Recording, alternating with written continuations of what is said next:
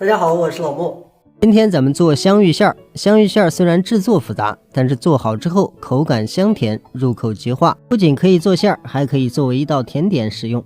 首先看咱们準備的材料，这裡是奶粉50克，白糖50克，鹽2克，黃油40克，再準備2個雞蛋，荔浦芋頭準備300克，咱們千萬不要用毛芋，口感不一樣。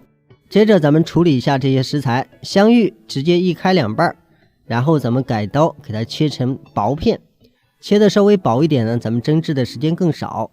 放蒸籠裡，咱們開大火蒸半個小時，把它蒸爛為止。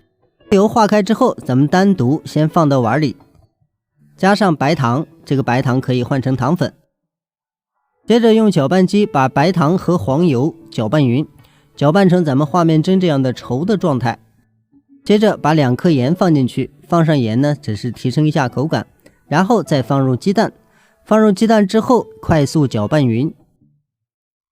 拌匀以後，咱們再放入奶粉，放奶粉的時候可以分次倒進去，也可以一次性倒進去，但是必須把奶粉和這些東西攪拌匀，不能有結塊，有結塊咱們做出來的餡就不好吃。好的芋頭能輕鬆搗成泥，這就說明蒸的比較到位。咱們也可以用榨汁機给它打一下，這樣更細膩，咱們做出來的餡也更好吃。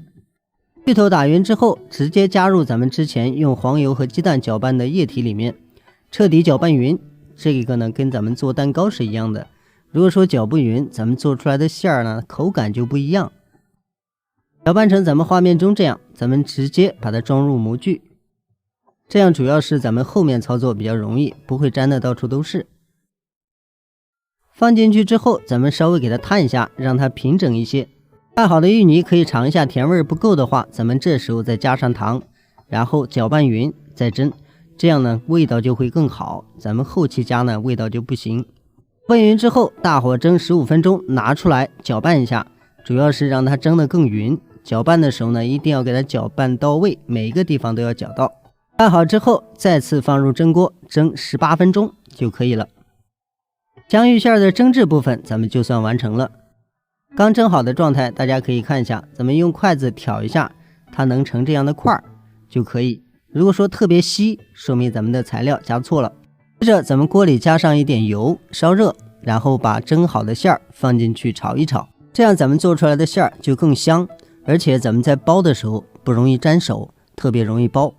有的時候咱們用中火就可以了，不要太大，然後直到把油分炒光，放入15到20克木薯澱粉水，咱們讓它稍微稠一點，這樣咱們後面在搓餡的時候就特別簡單。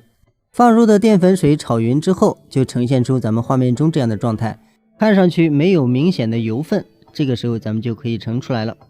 餡炒好以後呢，咱們不僅可以用來做餡，還可以直接當做一道甜點上桌。這個餡咱們保存之前一定要放涼，放涼之後咱們放到速凍冰箱或者是保鮮冰箱都可以。最佳的保存时间在保鲜冰箱7天，速凍冰箱14天，时间段口感就比較好。餡放涼了，大家看一下這個狀態，一定要記住，咱們放在手上能夠輕鬆成團，還不容易沾手，這個就是合格的。假如咱們在放涼之後搓的時候不容易成團，特別容易沾手，說明咱們配料不對，要麼就是咱們蒸制的時間太短，不夠熟。其實只要大家按照咱們前面的步驟去操作，做出來也是非常簡單的。喜歡吃香芋餡的朋友可以在家裡面嘗試一下。好了，咱們今天的視頻就到這裡，再次感謝您的支持和觀看，咱們下期視頻再見。